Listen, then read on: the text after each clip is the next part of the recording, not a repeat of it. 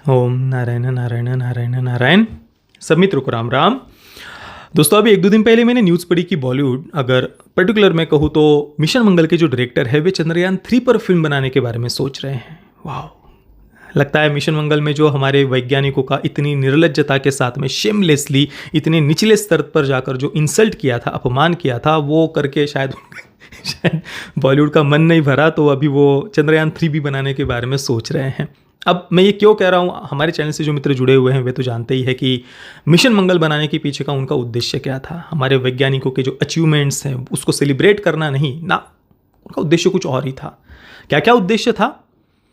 जैसे कि सोनाक्षी सिन्हा का जो कैरेक्टर था वैज्ञानिक का, उसमें उसे multiple partners, one night stand, fuck body, sex body, मतलब ये सब करते हुए दिखाया है। सेक्सुअल लिबरेशन को उस कैरेक्टर के थ्रू वो प्रमोट कर रहे थे।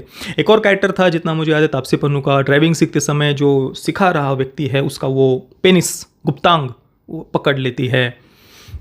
इसके अलावा जो कीर्ति कुलारी का कैरेक्टर है, मुस्लिम वैज्ञानिक दिखाया है, और उसके माध्यम से भारत को इस्लामोफोबिक होने का सर्टिफिकेट दिया है। उनको घर नहीं मिल रहा, मतलब भारत में इसरो के वैज्ञानिक, उन्हें घर नहीं मिल रहा। वाह। एक और कैरेक्टर शर्मन जोशी का, उसके माध्यम से जो ब्रह्मचर्य पालन की जो महिमा हमारे शास्त्रों में गाई गई है उसका बहुत ही भद्दे तरीके से इतने निचले स्तर पर जाकर मजाक उड़ाया है, दिमाग से पैदल दिखाया शर्मन जोशी के कैरेक्टर, एकदम महामूर्ख, क्योंकि वो ब्रह्मचर्य की बात करता है और साथ में ही काफ़ी पूजा पाठ कर्मकांड आदि में वो विश्वास रखता है। हालांकि सामने तो उन्होंने ज्योतिष विद्या को केवल हम उसको क्रिटिसाइज कर रहे हैं ये उन्होंने सामने दिखाया है, पर उसके आड़ में उनका वही उद्देश्य था कि एक धार्मिक पात्र जो ब्रह्मचर्य की भी बात कर रहा है उसको मॉक करना, उसका भद्दे से भद्दे तरीके से मजाक उड़ाना।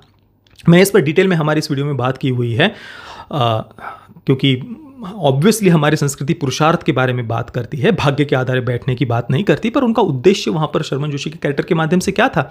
और जहाँ तक बात है ब्रह्मचर्य की, संयम की, इंद्रिय निग्रह की, मनोनिग्रह की, तो हमारे जितने भी शास्त्र है, 4 वेद, 108 उपनिषद, 18 पुराण, 18 स्मृतियाँ, षट दर्शन के षट शास्त्र, नीति शास्त्र के अलग अलग ग्रंथ, अलग अलग गीता है, रामायण, महाभारत, सब जगह पर इंद्रिय निग्रह, मनोनिग्रह, ब्रह्मचर्य की महिमा गाई हुई है। भगवान शिव जी ब्रह्मचर्य की महिमा गाते हैं, भगवान श्री कृष्ण ब्रह्मचर्य की महिमा गाते हैं, संयम की महिमा गाते हैं। और ये लोग ऐसे कैरेक्टर्स डालकर हमारी उस संस्कृति के बेस को ही ध्वस्त करना चाहते हैं। मेरा तो यही अनुमान है कि ये किसी भी हद तक जा सकते हैं हमारी कल्चर की, संस्कृति की जड़ें काटने के लिए, किसी भी हद तक। फिर वो मिशन मंगल का भी यूज कर सकते हैं, चंद्रयान 3 का भी यूज कर सकते हैं। इसके अलावा एक और कैरेक्टर नित्या मेनन का, उनके जो सास ससुर है वो पूछ रहे होते हैं कि भाई नाती पोती कब होंगे, बेटा बच्चा कब होगा, वगैरह वगैरह। तो वो बहुत फ्रस्ट्रेट है, नित्या मेनन और उनका पति तो यहाँ तक कहता है कि माँ के फोटो पर पता नहीं ये हार, इसके फोटो पर हार कब चढ़ेगा पता नहीं। इस प्रकार से माँ के मरने के सपने देख रहा है, और कहीं पर भी उन कैरेक्टर्स को गलत नहीं दिखाया या उनको पश्चाताप भी बाद में हो रहा हो कि मैंने माँ के बारे में ऐसा सोचा, ना ना ना ना, बिल्कुल नहीं। तो उसके माध्यम से भी वही उनका वोक एक्टिविज्म चल रहा था। विद्या बालन के कैरेक्टर के माध्यम से भी आपको याद ही होगा, उनका बेटा कन्वर्ट होना चाहता है। ठीक है, उनको जिस भी आपकी जो विचारधारा है, आप जिस बात को प्रमोट करें, वो डायरेक्टर का अपना व्यक्तिगत मत है, वो कर सकता है। पर आप मिशन मंगल पर फिल्म बना रहे थे और उसके माध्यम से आप ये सारी बातें दिखा रहे हैं।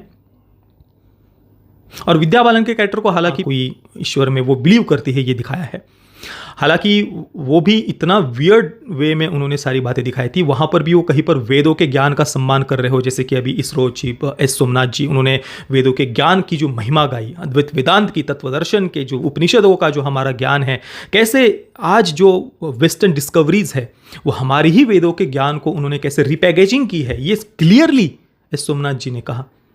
तो वहाँ पर भी जो वो विद्या बालन को जो ईश्वर में बिलीव करने वाला जो दिखाया है कथित रूप से उस फिल्म में, उसके पीछे भी उन्हें हमारे शास्त्रों का जो इतना महान ज्ञान है उसको सामने रखना नहीं था। बस हाँ है भाई, बिलीवर जैसा टाइप कुछ जो वेस्टर्न कंसेप्ट है बिलीवर वगैरह का, उस प्रकार से उन्होंने वहाँ पर वो बातें दिखाई, ऐसा मैं तो कम से कम समझा था।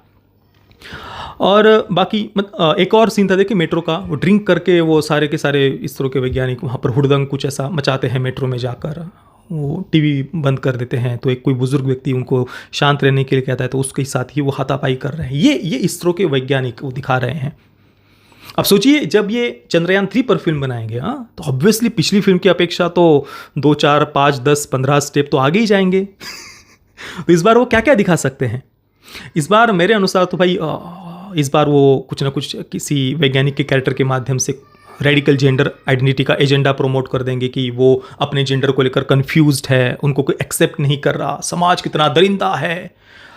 तो ये सारी बातें वो किसी, आप ये अतिशयोक्ति मत समझिए, हाँ, मैं कोई कपोल कल्पित बातें नहीं कर रहा हूँ। ये आपने मिशन मंगल में देखा नहीं क्या क्या किया उन्होंने। ऑब्वियसली यहाँ पर वो 2-4 स्टेप आगे जा सकते हैं, ऐसा मुझे तो लगता है। हो सकता है कि ये वीडियो देखने के बाद में वो ज़्यादा प्रोपेगेंडा ना बनाए या जो भी हो। एक अनुमान आप सोचिए, जब मिशन मंगल में वो इतना कर सकते तो चंद्रयान 3 में कहाँ पर जा सकते हैं? किसी वैज्ञानिक के कैरेक्टर के माध्यम से वो रेडिकल जेंडर आइडेंटिटी का एजेंडा प्रमोट कर देंगे कि वो पैसे जमा करके कुछ सेक्स चेंज ऑपरेशन करना चाहते हैं, जेंडर अफर्मेशन सर्जरी करना चाहते हैं, वगैरह वगैरह।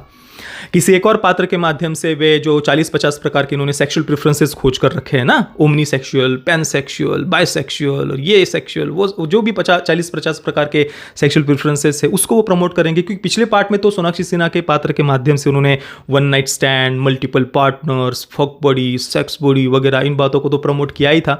तो इस बार एक स्टेप तो आगे जा सकते हैं ना भाई, क्यों नहीं जा सकते? इसके अलावा किसी और एक और वैज्ञानिक के कैरेक्टर के माध्यम से हो सकता है कि भारत को लिंचिस्तान होने का सर्टिफिकेट दे दिया जाए, कोई लिंचिंग वगैरह का सीन भी वो ऐड कर देंगे। या हो सकता है कि किसी एक कैरेक्टर को वो नॉन बाइनरी दिखा दे। मतलब आप इमेजिन करिए कि ये इन लोगों का हमारे इसरो के जो वैज्ञानिक हैं उनके अचीवमेंट्स को सेलिब्रेट करना, कोई इंटरस्टेलर जैसी फिल्म बनाकर प्रॉपर मेहनत करना, स्टडी करना, क्या कैसे वो जो पूरी जो साइंटिफिक स्टडीज़ है उनको प्रॉपर वे में हमारे सामने रखना, वो वहाँ पर वो मेहनत नहीं करेंगे। उनकी सारी मेहनत कहाँ पर है? समाज के नाम से छाती कूटना, सो कॉल्ड पेट्रियार्की के नाम से छाती कूटना, सोशल नॉर्म्स को तोड़ना। और एक बात तो मैं बताना भूल ही गया था, विद्या बालन के जो पति है उनको अपने बेटे और बेटी की चिंता करते हुए दिखाया है। बेटी क्लब्स पार्टी में वगैरह जाती तो वो उससे चिंतित है। तो फिल्म क्या सजेशन देती है कि पेरेंट्स को अपने बच्चों के साथ में बार में जाना चाहिए, पब में, और ड्रिंक करना चाहिए सबको एक साथ में मिलकर। Wow wow. तो हो सकता है कि इस बार किसी इसरो साइंटिस्ट के बेटे को वो जेंडर को लेकर कंफ्यूज दिखा दे, सेक्सुअल लिबरेशन वो चाहता हो। हाँ, जो भी आप कल्पना करके देखिए, बोलने के लिए तो बहुत कुछ, अभी कुछ बातें ना बोले वही अच्छा होता है, पर वो कुछ भी दिखा सकते हैं इन सब बातों के माध्यम से। और इनका ये यहाँ पर इनका दिमाग चलता है। अभी आपने ओपनहाइमर देखी या फिर इंटरस्टेलर देखी, उसमें डायरेक्टर की स्टडी देखिए, जिस विषय के बारे में वो बता रहे हैं उस पर उनकी स्टडी देखिए। उस समय की राजनीतिक परिस्थिति क्या थी, सामाजिक परिस्थिति क्या थी, वो हमने ओपनहाइमर में उन्होंने दिखाने का प्रयास किया। जो श्रीमद् भगवद गीता का सीन है उस पर हमने ऑलरेडी चर्चा की हुई। मैं यहाँ पर डायरेक्टर का उस विषय को लेकर स्टडी की बात कर रहा हूँ। इंटरस्टेलर में जो उन्होंने स्टडीज़ हमारे सामने प्रेजेंट की है ना भाई, मतलब कितना डीप उन्होंने रिसर्च किया था उस विषय के बारे में। हमारे डायरेक्टर्स को वो रिसर्च नहीं कर, वहाँ कौन मेहनत करे यार। थोड़ा सा छाती कूट देंगे तो है ना हमारा लेफ्ट का इकोसिस्टम, वॉक्स का ecosystem, puppet media, puppet critics, वो सर पर लेकर नाचने लग जाएंगे। थोड़ा सा छाती ही तो कूटना है, सोशल नॉर्म्स को उखाड़ फेंकने की बातें ही तो करनी है। So called revolution, so called क्रांति हमें लेकर के, ये बस 2-4 कैरेक्टर्स के माध्यम से दिखा दो जो हर फिल्म में दिखाते हैं, और वॉक्स नाचने लग जाएंगे। वाह वाह वाह वाह वाह, कितनी बढ़िया फिल्म है। ये रिसर्च स्टडी वगैरह ये फालतू बातें कौन करे? इतनी आसानी से हिंदू कल्चर का मजाक उड़ा दो, रीति रिवाजों का मजाक उड़ा दो, वगैरह वगैरह। ये सब करके जो अगर आसानी से आपको सर पर उठाकर नाचता है एक इकोसिस्टम लेफ्ट का, वॉक्स का, तो मेहनत और करने की आवश्यकता क्या है? तो मेरे अनुसार तो अगर चंद्रयान 3 बॉलीवुड बनाता है तो वो सबसे बड़ी राष्ट्रीय आपदा होगी मेरे अनुसार तो। और पता नहीं इस बार वैज्ञानिकों का इंसल्ट करने के लिए वो किस हद तक जा सकते हैं, या अपना प्रोपेगेंडा स्प्रेड करने के लिए किस हद तक जा सकते हैं। आपको क्या क्या लगता है? आप इमेजिन करके मुझे नीचे कमेंट में बताइए कि इस बार चंद्रयान 3 में हमारे वैज्ञानिकों के पात्रों के माध्यम से वो क्या क्या दिखा सकते हैं, किस हद तक जा सकते हैं, क्या क्या उनका इमेजिनेशन हो सकता है। नीचे कमेंट में अवश्य बताना, मुझे आपके कमेंट पढ़कर बड़ी खुशी होगी। ये वीडियो देखने के लिए आप सभी मित्रों का बहुत बहुत धन्यवाद। जय श्री राम, वंदे मातरम।